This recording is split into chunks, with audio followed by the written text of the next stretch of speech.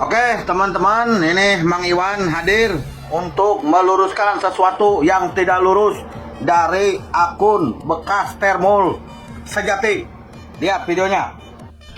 Assalamualaikum warahmatullahi wabarakatuh. Yang terhormat Bapak Gubernur, saya berterima kasih. Ini Bu Popon ya? Ternyata Di video ini, Anda bekas Termul Sejati membuat seolah-olah Mang Uday sedang membuli guru, ya. Kamu mencomot seolah-olah membalas komentar Mang Uday. Demi Allah, Mang Uday nggak pernah bikin konten tentang Ibu Guru Popon. Sikat emang Mang Uday ya, itu juga pernah saya komen kok yang videonya yang lumayan lucu gitu. Mang Uday ya, sama ini Amea Murullah ya. Dia juga salah satu kreator yang suka masuk di timeline reaksi saya. Jadi ya ini beliau-beliau ini ya bagus lah. Saya suka beberapa, semuanya lah rata-rata.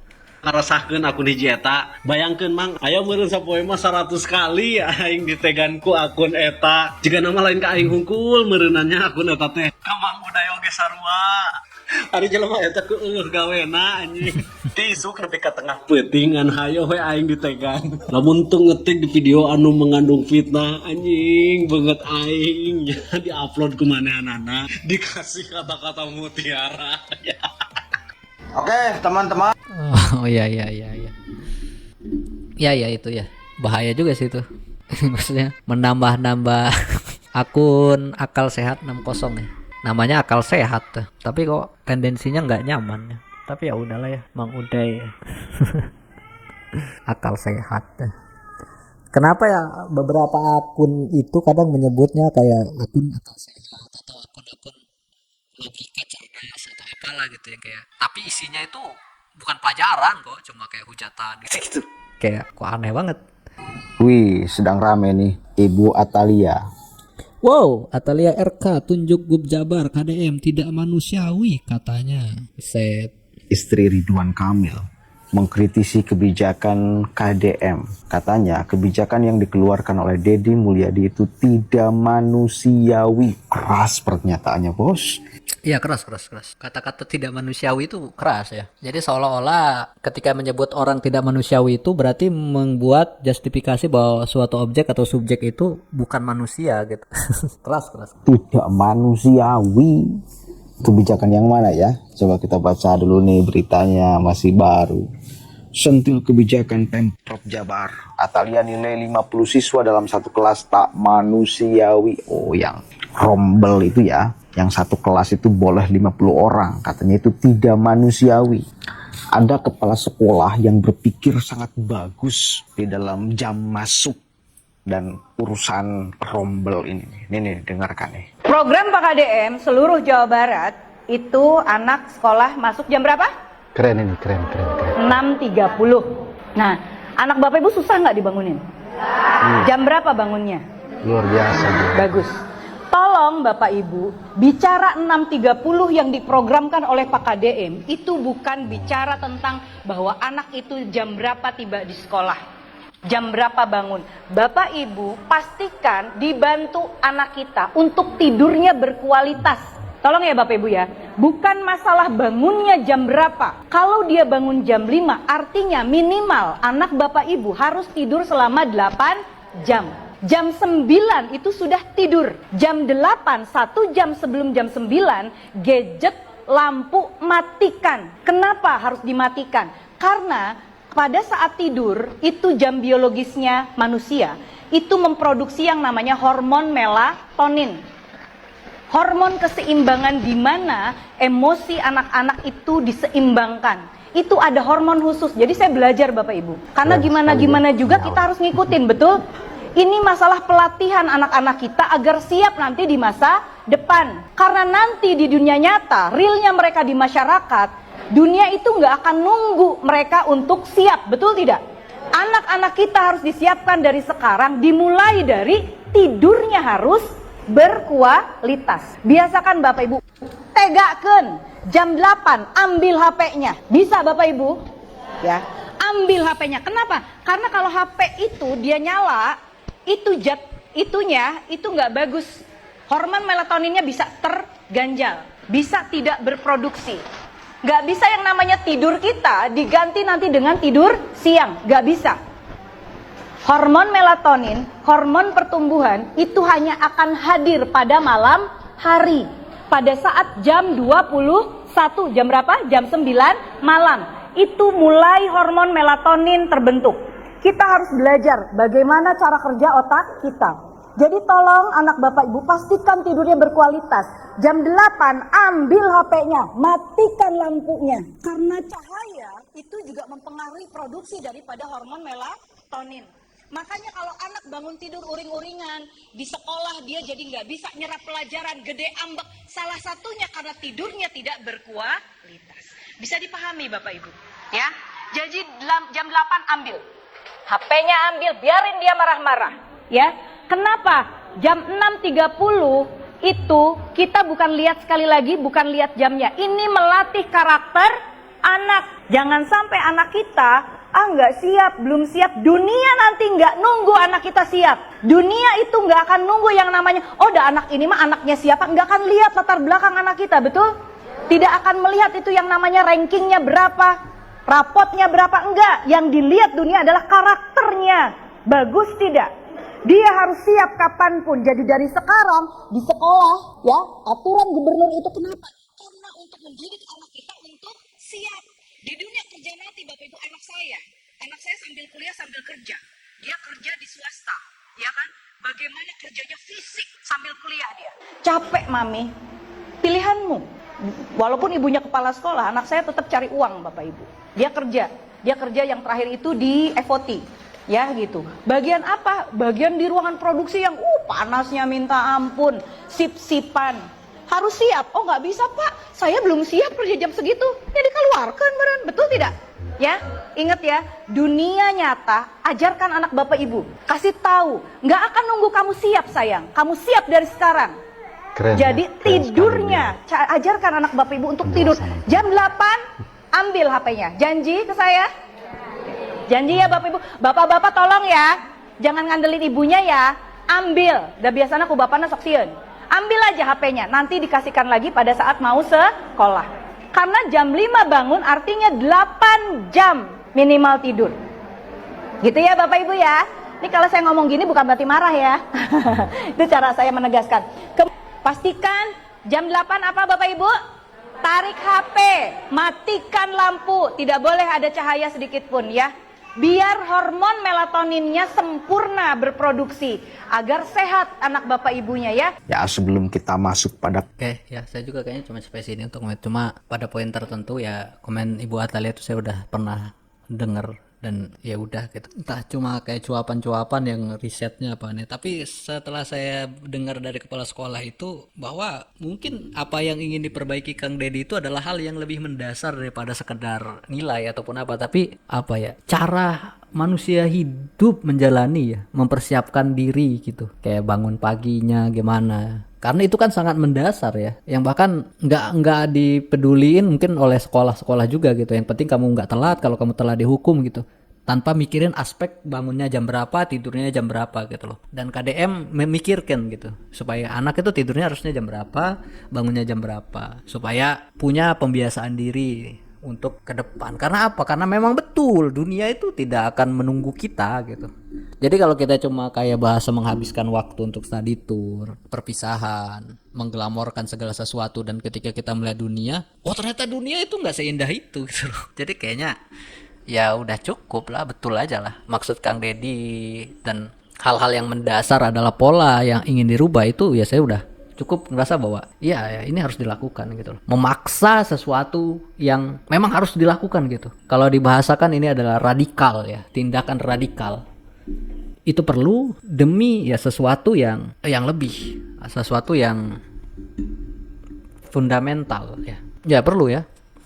Jadi jangan bilang bahwa manusia tidak manusiawi karena tindakan radikal. Paling sederhana adalah contoh ketika ada kondisi di mana tubuh manusia harus diamputasi. Lalu dokter mengatakan kepada wali dari pasiennya bahwa wah ini harus diamputasi. Kalau tidak diamputasi nanti lukanya ataupun boroknya ini bisa menyebar dan bisa membuat bagian tubuh yang lain membusuk atau bahkan mati fungsinya gitu. Ya radikal, harus diamputasi. Dan tindakan itu bukan berarti dokter tidak manusiawi, tapi karena beliau manusiawi, maka dilakukanlah tindakan semacam itu gitu.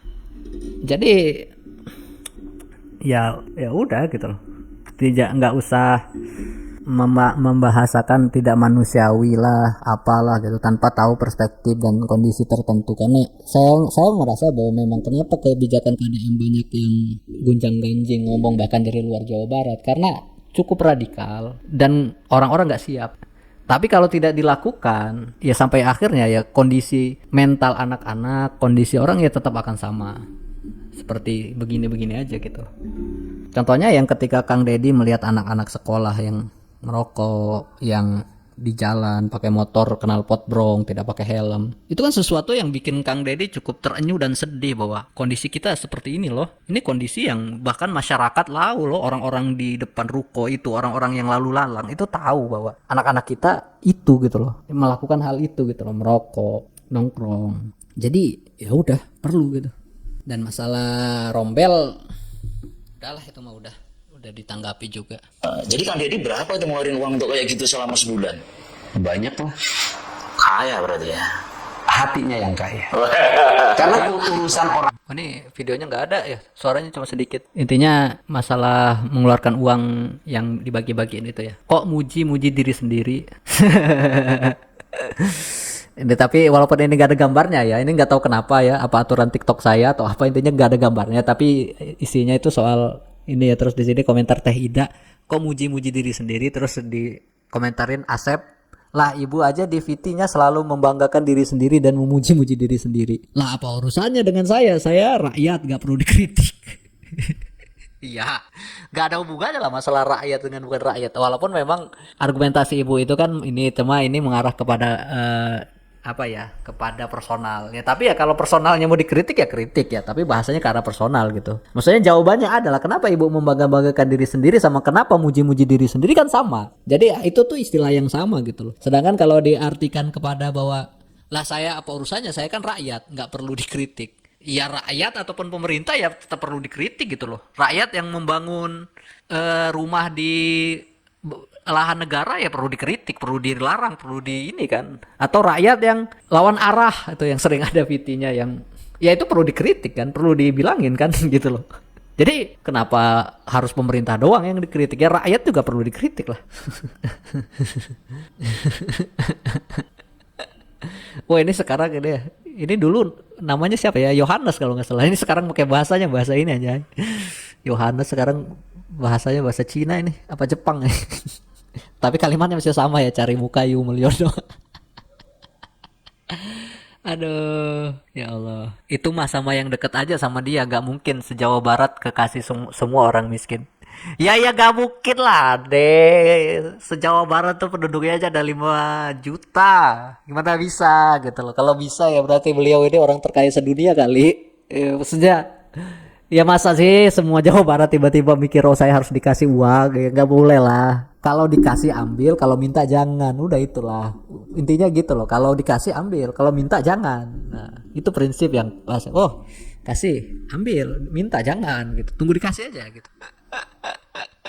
Ini mah kok bisa ya, gak mungkin se-Jawa Barat kekasih semua. Emang Kang Deddy berniat mengasih seluruh orang di Jawa Barat kan? Enggak. Aduh. Astagfirullah, lucu-lucu sih ini. Tapi sayangnya nih kenapa ya videonya nggak ada? Ada ya, pokoknya kasih tahu sini kenapa ya? Tulisan tadi apa tuh? Tiba-tiba nggak ada videonya nih. View TikTok Shop video ini TikTok up. View TikTok Shop video in the TikTok up. Oh melihat feed TikTok Shop. Emang ini TikTok Shop? Nggak tahu lah. Bodoh ah. Lanjut. Tam. Di mana? Untungnya kalau mau. Ini saya ketemu sama Dastam, temen saya waktu SMP. Ke SMP mah tapi kang heureun sana sendirian teh. Di Siti. Meskeun bae itu kudu era teh, da teh mah babaturan baheula. Boga budak leutik keneh. Produktif keneh siga urang. Aduh, kembena sabari hiji? 10, Pak. Hah? Oh, Mbak. Dengan batur. Jadi sama poe naon wae ngarit. Ngerti we. Ngapara bisa paling ka sawah. Ka sawah, sawah sorangan. Batur. Anu nyalira mah teu gaduh. Baheula mah gondrong bukna. Ayeuna bukna ponok. Kayaknya sarua ngarit dan tapi ke SMA tapi ke SMA teu ngarit deui. Pulang ka rumah enak. Teu gaduh bumi ge gaduh saung mah deuro acan. Ya saung penuh iman penting mah. Teu gaduh bumi mah. Yang penting kan pamajikan boga. Anak boga, alhamdulillah. Tempat ngiuhan boga, ya kan, istri punya, anak punya, tempat berteduh punya, ya sudah selesai. Itu kan kalau sudah segala punya. Ayo tuh, PKI mah. Ayo, mesti menuju ke transfer ke mobil. Hah? Bah? Teman saya ini biasa mah aman di Mahaya. Kita mah terasa. Wah, namanya Pak. Pak, bukan motor dong. Kurang boncengan, ayo. Mari dah.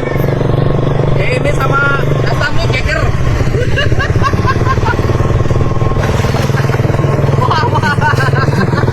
Ini kan kenapa dasam? Susah tuh nggak ketika kita emang kalau nggak biasa. Oh bagus punya rumah, orang lain yang punya rumah. Anaknya kotor, harusnya diangkat. Ini penyakitan nantinya. Kambingnya kambing etawa yang bisa diambil susunya. Ya Pak. Oh ya, susu etawa, susu kambing. Tahu tak ngawis kok. Hah? Panke tenang. Akina mana?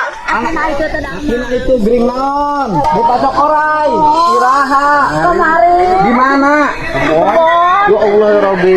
Yuk, dibawa ke rumah sakit. Kayak keputusan dokternya kumangke di situ. Ya, sok persiapan nih ke rumah sakit terus. Ganti baju orang. Ini tuh pemikiran biaya, dibayar kurang. Yang kanang domang lah jan, halus. Tenang kebaturan kan. Nanti bikin kandangnya yang bagus. Nanti domanya saya isi. Jadi ngelola domba sendiri, bukan punya orang. Gitu. Domanya bikang, tapi kudu pakai jaluk. Tahu mun bikang muku bisin kuda stam. Aduh, yang bener. Ini jangan sedih tuh. Udah sih sama tuh, tong iya. Bukan pemajikan soleh, udah sama. Udah. Ya kan, tapi gitu ya kita kalau saya bayang, kalau udah ketemu temen terus kita bisa ngebantu gitu, kan pasti kan sedih toh kita, dalam arti kita punya temen terus kok kehidupannya ini kita bisa. Tapi ya Kang Deddy ya itu ya, dan yang disampaikan beliau di podcast juga itu cukup ini ya, kayak saya tuh nggak tahu ya, kata beliau kan, kayak saya tuh punya semacam intuisi bahwa saya harus berhenti, saya harus melihat orang ini gitu. Jadi ketika Kang Deddy itu menemukan kondisi-kondisi tertentu, itu seperti intuisi beliau aja gitu, kayak saya harus turun, saya harus balik lagi, saya harus ngelihat orang ini gitu. Maka sering sekali orang ngomong wah ini mah settingan gitu loh. Tapi Kang Deddy itu bisa kayak menemukan kondisi itu, kayak beliau kayaknya ada yang nggak beres deh di kondisi tertentu gitu loh. Contohnya beliau nih ketemu dengan teman SMP-nya ya, di suatu jalan beliau ngelihat oh ini teman saya, beliau turun ngobrol-ngobrol, akhirnya diajak ke rumah. Pas sampai ke rumah ternyata kakeknya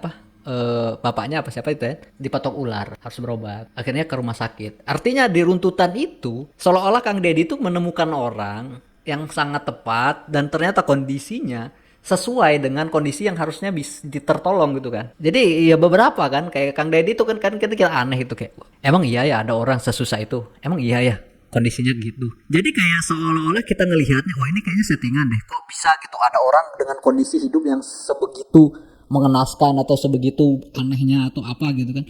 Tapi pada kenyataannya ya memang Kang Deddy bisa menemukan itu gitu loh, kayak semacam apa ya, ya mungkin berkahnya atau apa ya, intuisi beliau untuk melihat kondisi kayak ada orang misalnya berdiri di pinggir jalan, kayak kenapa bapak itu di situ ya, ada apa ya. Nah Kang Deddy berhenti gitu, cerita tanya oh ternyata kondisinya gitu. Nah sehingga waktu menjadi suatu konten video orang ngelihat emang iya gitu kan. Tapi memang seperti itu gitu loh. Jadi saya sih salut ya, gimana intuisi memainkan peran besar di mana Kang Deddy, mungkin karena beliau udah sangat berpengalaman ya dalam menemui masyarakat gitu, yang akhirnya itu terbentuk sehingga beliau itu ya bisa ngelihat kondisi-kondisi orang tanpa orang itu bicara apa-apa gitu loh. Ya kayak ini Kang Deddy ketemu teman SMP yang alhamdulillah beliau bisa membantu kan. Domba sendiri, kandangnya dibagusin supaya ya bisa kan tanpa harus ngurus punya orang. Bagus. ya itu sih Kang Deddy itu gitu. Kadang-kadang kan kita sering kayak ada aja Kang Deddy ini ketemu di mana gitu loh, orang kok bisa kayak gini gitu.